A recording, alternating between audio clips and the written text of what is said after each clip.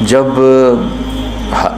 Hulagu نے 656 ہجری میں بغداد کو تباہ کیا تھا، پتہ ہے کتنے آدمی قتل کیے تھے؟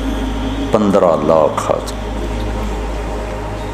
15 لاکھ آدمی، کئی دن ان کا قتل عام ہوتا رہا۔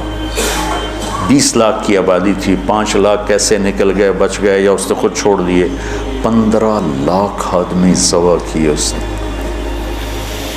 اور اس کے پیچھے بے شمار جو چل رہی تھی نافرمانی، اس میں ایک بڑی نافرمانی فرقہ واریت تھی، اور شیعہ سنی فساد اور شافعی حنفی فساد، مالکی حنبلی فساد۔ اب تو چونکہ اللہ نے ایسے بلاک بنا دیے کہ جو شوافع ہیں ان کا بلاک الگ ہو گیا، احناف کا بلاک الگ ہو گیا، حنبلیوں کا الگ ہو گیا، مالکی افریقہ میں چلے گئے، حنفی وسط ایشیا میں آ گئے، شافعی مشرق بعید میں چلے گئے، حنبلی بلاد عرب میں چلے گئے، تو ان کی آپس میں کوئی وہ پھینک سینگ نہیں پھنستے ہیں۔ لیکن چونکہ شیطان نے تو محنت کرنی ہے، تو اہل السنت والجماعت ہو کر آپس میں اتنے لڑائیاں ہیں، اور مختلف جتنے بھی مکاتب فکر ہیں سب کے آگے مختلف مکاتب فکر ہیں، اور وہ آپس میں نفرتوں تک پہنچے ہوئے ہیں اور بغض تک پہنچے ہوئے ہیں۔ یہی حال بغداد کا تھا، یہی حال بغداد کا تھا۔ اللہ مجھے بڑے بول اور دعوے سے بچائے۔ بچوں، تاریخ پڑھے بغیر دین سمجھ میں نہیں آتا پوری طرح۔ آدمی عبرت نہیں لے سکتا، سبق نہیں لے سکتا، صرف فقہ میں گم ہو کر ایک عجیب قسم کی وہ مخلوق بن جاتا ہے۔ پورا قرآن سامنے ہو، پوری نبی کی سیرت سامنے ہو، تاریخ سامنے ہو، تو فیصلہ کرنا آسان ہوتا ہے۔ بغداد کو تیک کر دیا ہلاکو خان نے، کہ اس کے پیچھے بڑا سبب یہ آپس کے روزانہ مناظرے ہوتے تھے۔ 317 ہجری میں 317 یعنی ابھی خیر القرون ختم ہوا ہی تھا، بغداد میں حنبلی اور غیر حنبلی مناظرے میں اس قدر فساد ہوا کہ سینکڑوں آدمی قتل ہو گئے، ایک دوسرے کی جان کے ایسے درپے ہوئے کہ دونوں طرف سے اہل سنت ہیں لیکن ایک دوسرے کی گردنیں اڑا دی، اور یہ عام ہونے لگا۔ تو اللہ تعالیٰ کی طرف سے وہ عذاب بن کر آیا 656 ہجری میں، اس نے سارے بغداد کی اینٹ سے اینٹ بجا دی، اور ساری کتابیں اٹھا کے دریائے دجلہ میں ڈال دی۔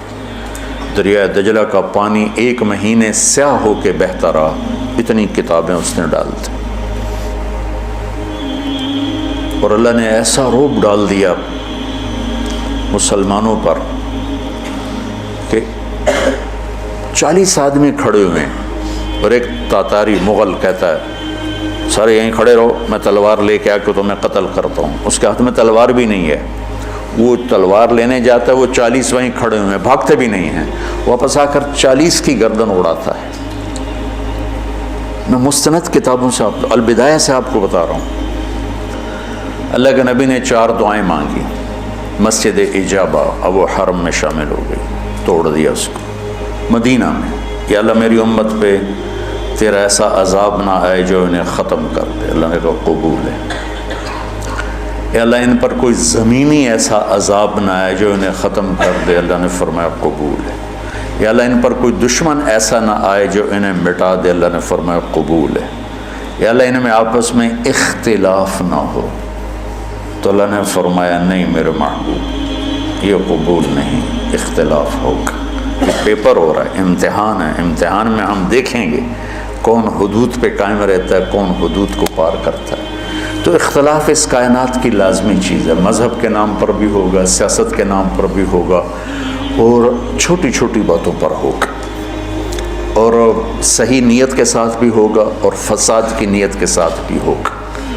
تو جب میرا اللہ کہہ رہا ہے اختلاف ہوگا، پھر کہہ رہا ولا تفرقوا، دیکھو تم اختلاف کرو لیکن فرقہ واریت کا شکار نہ ہو۔ کتابیں تاریخ کی بہت ہیں، اور یقیناً تاریخ کی روایت کا معیار قرآن و سنت سے کے برابر نہیں ہو سکتا ہے۔ تاریخ کچھ کہے اور حدیث کچھ کہے، قرآن کچھ کہے، تو تاریخ کو چھوڑ دیا جائے گا۔ صحابہ کی آپس کی لڑائیوں کا معیار تاریخ نہیں ہے، قرآن ہے اور حدیث ہے۔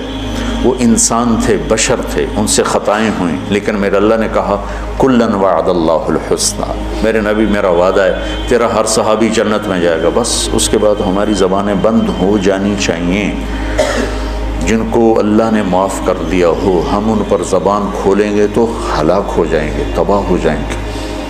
تو بچوں آپ کو نصیحت کرتا ہوں، اور جو سن رہے ہیں، مسلمان بن کے چلو، اللہ کے واسطے فرقہ واریت کی لعنت سے نکلو نکلو نکلو، یہ ختم نہیں ہو سکتے۔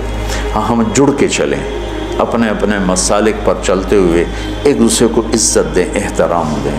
مولانا محمد قاسم نانوتوی رحمۃ اللہ علیہ جنہوں نے دیوبند کی بنیاد رکھی، بہت بڑے مناظر تھے بر صغیر کے، ساری زندگی کسی مسلمان فرقے سے مناظرہ نہیں کی، ساری زندگی۔ حضرت تھانوی کے مواعظ 30 جلدوں میں ہیں، پڑھو۔ کسی پر رد کیا ہو ایسا بدتمیزی کے ساتھ اور اس طرح اس کی پگڑی اچھالی ہو، جن کے نام پر دیوبندیت قائم ہے، مولانا گنگوہی رحمۃ اللہ علیہ، یہ آج جو پھدک رہے ہیں ممبروں پر، یہ تو کوئی نہ ہمارے لیے بنیاد ہیں اور نہ یہ ہمارے لیے نمونہ ہے۔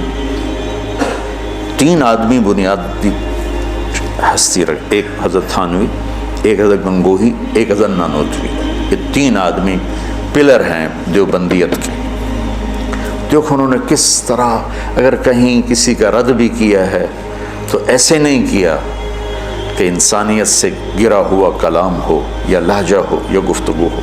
اور مولانا قاسم صاحب رحمۃ اللہ علیہ نے ساری زندگی کسی مسلمان فرقے سے مناظرہ نہیں، ہندو سے کیا، سکھوں سے کیا، دہریوں سے کیا، عیسائیوں سے کیا، نیچریوں سے کیا، لیکن کسی مسلمان فرقے کے خلاف آپ نے مناظرہ نہیں کیا۔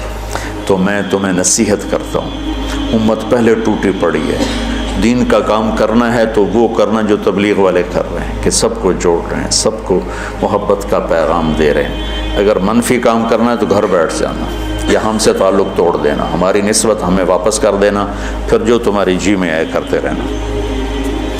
میں تمہیں مثبت کردار میں دیکھنا چاہتا ہوں کہ تم امت میں جاؤ تو تمہارے ایک ڈاکٹر جاتا ہے ایک محلے میں، اور 4 سال کے بعد اس کا ہسپتال کھڑا ہوتا ہے، 10 مولوی ایک محلے میں جاتے ہیں اور ان کا نام و نشان تک مٹ جاتا ہے۔ ایک جعلی حکیم بیٹھ جاتا ہے اور اس کے مریضوں کا رش لگ جاتا ہے، جعلی پیر بیٹھ جاتا ہے تو تعویذ لینے والے کو لائن لگی ہوتی، اور ایک اچھے مدرسے کا پڑھا ہوا بچہ اپنے ماحول میں جاتا ہے، وہ کوئی اثر ہی نہیں چھوڑتا۔